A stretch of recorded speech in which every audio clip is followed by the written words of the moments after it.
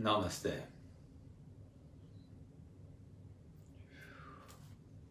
It's been a while.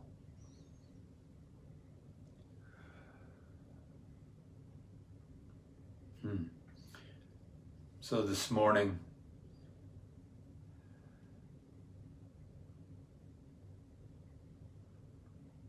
I've been reflecting on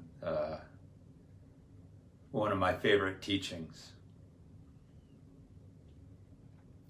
And that is that whenever we ask, truly, in true devotion, whenever we ask for an opening of self,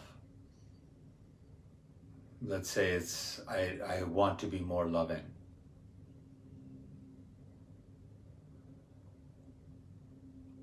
I want to be more present, accepting.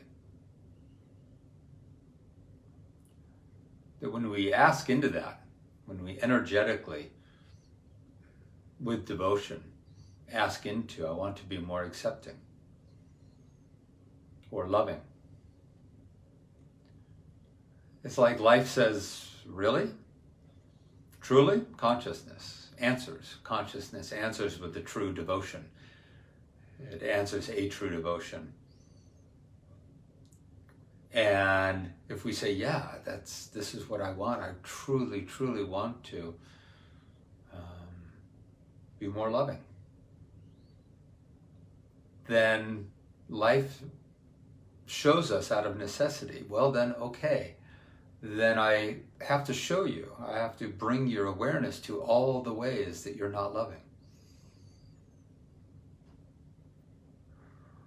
And you may not like that. It's not comfortable. It's certainly not comfortable. It's like saying, I want to live in the light. And life says, then I need to show you all the ways that you're still living in shadow. And we think, damn, I wanted to skip to the good part. This is why I want this, right? I want to skip to the loving presence. And life says the only way is to meet all the ways that you're still not loving, where your conditioning, where your illusion of self, your sense of separation, your beliefs in lack are creating a veil between you and loving. Berto, hey brother, I've been looking at your posts, man. I love your space. I just really appreciate where you're coming from. So this teaching, this beautiful place, it's good to know so that when we have a desire, depending on where that desire is coming from, if it's just purely an egoic desire, if it's just the ego body saying, I want to be a more loving ego body, then there's going to be probably great disappointment with anything that shows up that doesn't feel like that. But if it's within our true divine devotion, then we're willing to meet anything and everything that is veiling, that is standing in the way of us and the truth of us, the story of us and the truth of us. So we get to meet all the ways we're not loving, not accepting, not present. That's the Rumi poem. Your task is not to seek for love. Your task is to seek for and find within you all the barriers you have built against it. The love is there. What we are is already present. Our absolute divine nature is already present.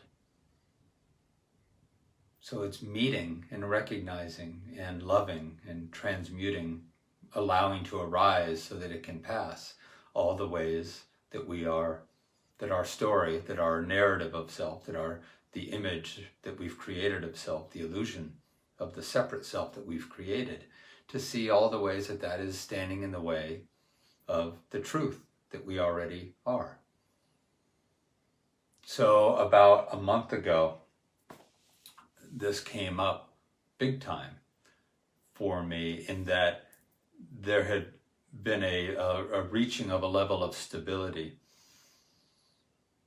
to meet, to witness, to bear witness to all the aspects of conditioning that still wanted to echo, that still wanted to ripple through the unintegrated emotional charges of the personal self. And as I found more and more of a stability and a grace, it was like all these old emotional echoes lined up and went, good. You can finally rest in some truth, so now you can meet all the illusion. And man, they just kept coming.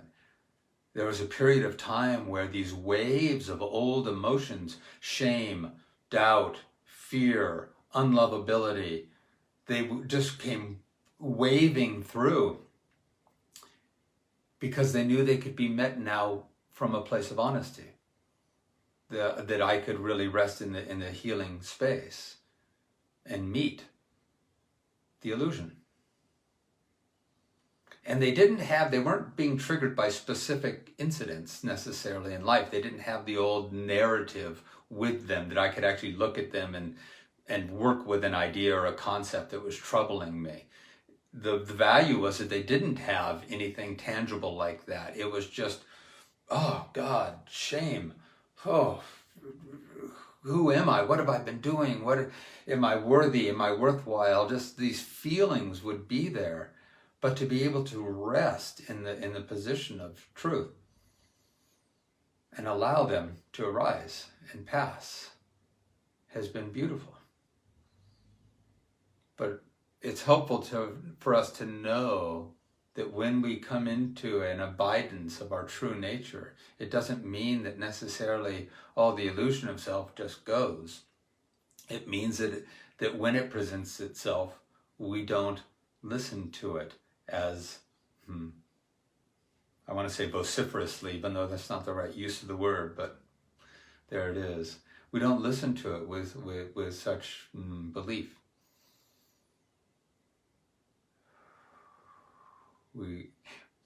When the guru sits on the mountain, in the classic, the guru's on the mountain, those who have confusion present themselves to the guru for some healing, some insight. When we rest in our own true nature as our own guru, all of our old untrue stories, our confusions, our doubts that are not authentic to us, they're actually not authentic to the truth of us. They're part of our conditioning and our story. They can then present themselves. And we can be like the loving parent, just holding our arms open and saying, come here, to the scared child, I've got you. I've got you. Let me be some stability while this moves through you.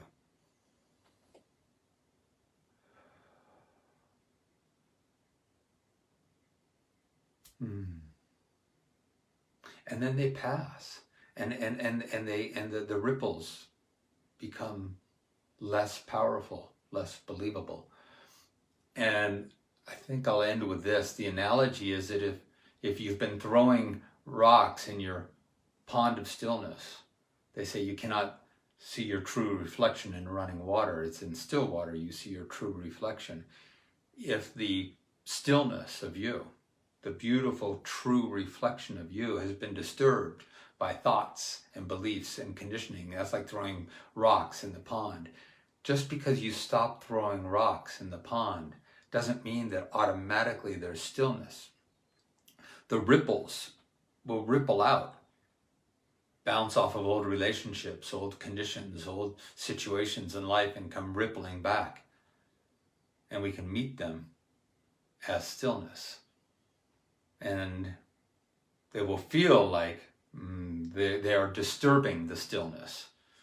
We can rest in the stillness as the stillness and allow those old ripples to come and not engage with them, fighting, struggling, making them want to go away. It would be like if you had a smooth pond of water and you didn't want there to be any disturbance, and you were literally taking your hands and trying to smooth out the water. Go, why won't this water smooth out? I'm working with it, I'm efforting, I'm trying, but if you just stopped and let it be, let it return to its natural, authentic nature of being, then the ripples will come You don't need to attach to them.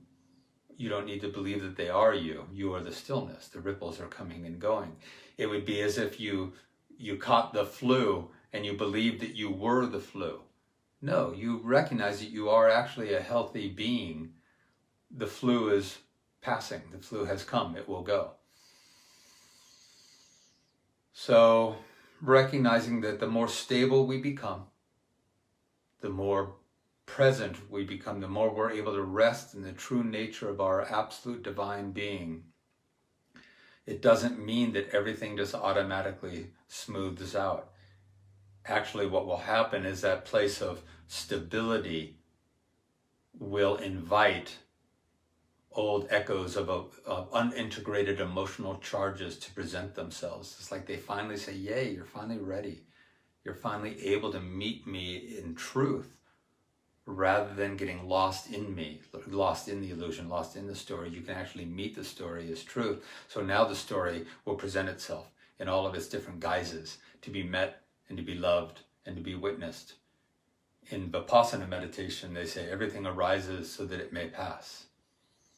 May we be the stillness of being within which the old stories can arise and pass and not budge from our absolute divine nature.